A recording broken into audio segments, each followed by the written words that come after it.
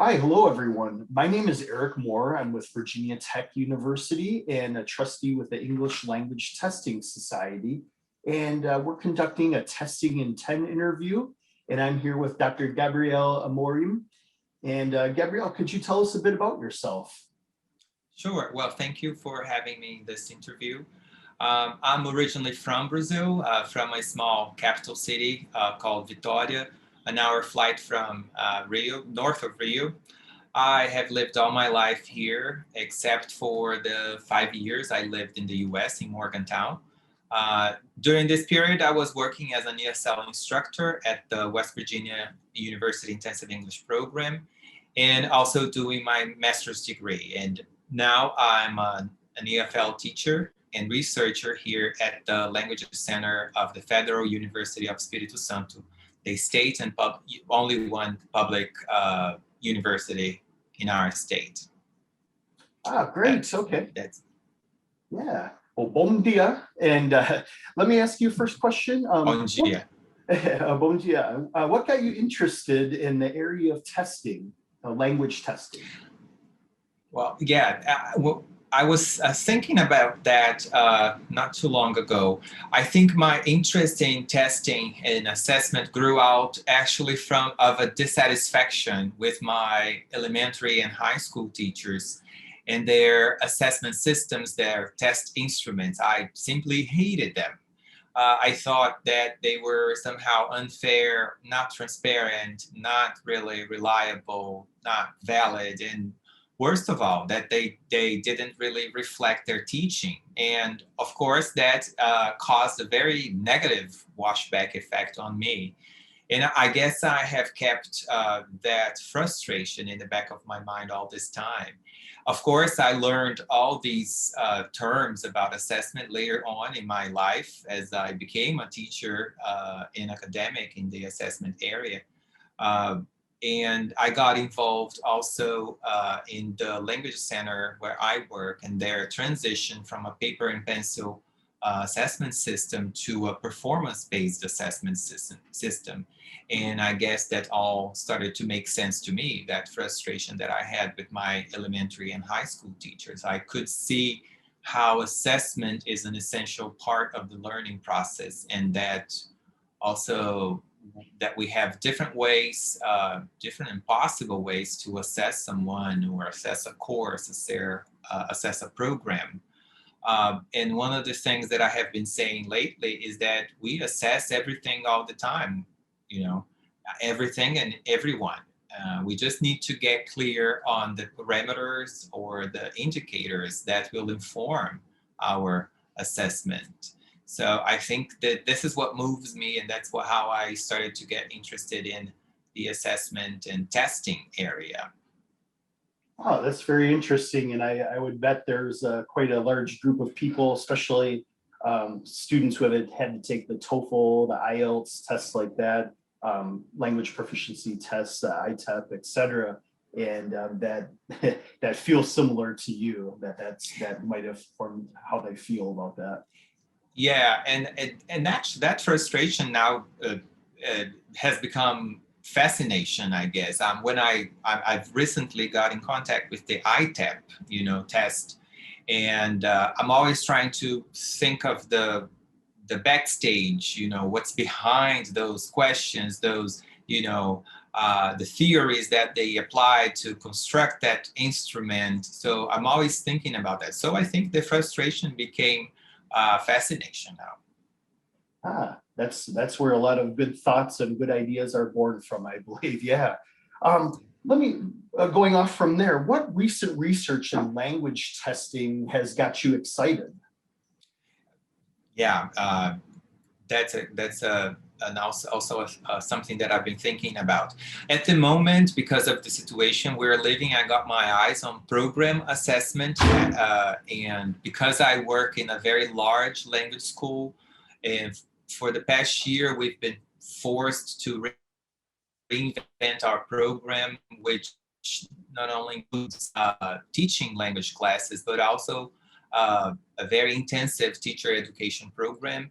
And now we're having to do that all via digital technologies, virtual environments. So my time is devoted to collecting as much information as possible from the students, from the teachers, from the staff, in order to help reprogram or reconfigure the program. So I have done a great deal of reading on technology for education, to design, data collection instruments. If I could cite one study that has called my attention recently, was the report from the Harvard University's Language Center. I think the reference is Ross and DeSalvo. They're the two directors from the program. They wrote a report on how they reacted amid the COVID-19 pandemic. And in the end of the paper, they list the lessons they learned, which are, for the readers, very useful for program assessment and also for classroom assessments. There is a very interesting perspective from the students in terms of classroom assessment. Lately also, I have, because of this scenario that we're living, what has also caught my eye is research on test security and plagiarism. There was a webinar from the association, from the society about that was very interesting. And so I've been reading a lot about that, since we're now conducting most of our assessments in digital platforms and virtual environments. So that's where I am in terms of research, readings, research that I've been reading, and research that I've been conducting in the assessment area. That's pretty much. Very interesting. Yeah, I was also did the webinar, or watched the webinar from the society here about plagiarism, and it's been something that's been, a very, I guess, a hot topic and very timely topic with it. I had instructors almost coming to me, almost crying, asking about, this is ridiculous. I'm making this test. I'm spending all the time creating this test or modifying a test, and then students are able to to cheat or to find ways around. That's very interesting. Yeah. What problems are English language learners in Brazil facing now, especially related to COVID? Right. This is also a hot topic here. I guess the biggest challenge for language learners here in Brazil is not very new, and it has to do with the opportunity to study the English language. In 2017, there was a change in the law that dictates education in Brazil. English has been made mandatory from 6th grade, but even though the law enforces the teaching and learning of the English language all across the country, we still have a social gap there between those who can afford to go to a language school and those who cannot, such as the one who are in public schools, even some private schools too. Because English is still in disadvantage in the curriculum, with less hours of instruction than the other subjects, such as math or science. So those who can pay for a language course on the side can optimize their learning opportunities, of course, and those who can't are just left behind, And with this new scenario that we're living, schools are trying to go back to normal, and most of them are going on hybrid mode, online and face-to-face. So technology has even made it more aggravating for a big portion of the population, because not all of the people, all of these students have access to internet or even digital technologies, to carry on with their education. There was a study in 2017 by the Brazilian Institute of Geography and Statistics, for example, about the access of the population to digital technologies, internet connection. And they showed that about 40 million individuals are at that moment, they were without access to internet, and mostly in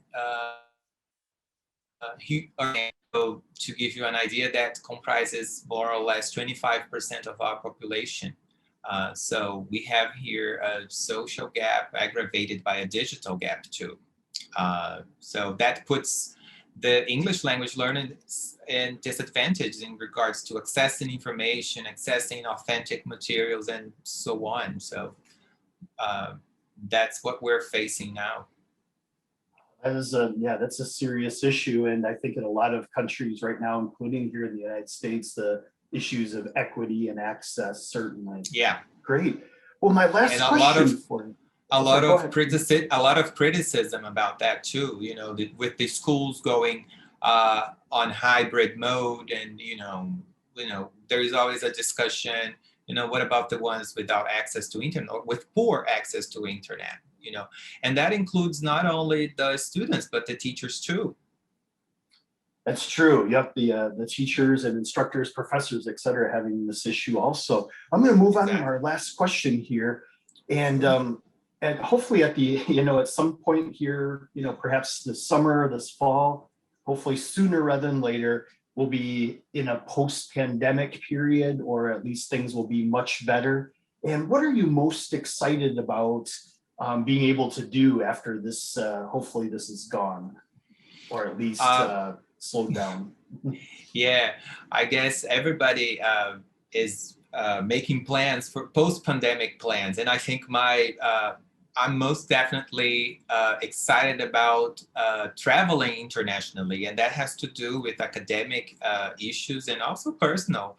I have friends and colleagues all over the world, conferences that were canceled that I would love to go, and I was accepted. So traveling internationally is something that I'm mostly excited about, for conferences that I can attend. Some conferences, they have been adjusted to virtual mode, others haven't, but that's something that I am looking forward to in the post-pandemic world, and I hope it's soon. I agree. Oh, great. Well, Dr. Gabriel Amorim, thank you for your time. It's been a great pleasure talking with you. Thank you for your everything you've done for us here. And that's it for Testing in 10 today. And thank you and goodbye. Thank you. Thank you.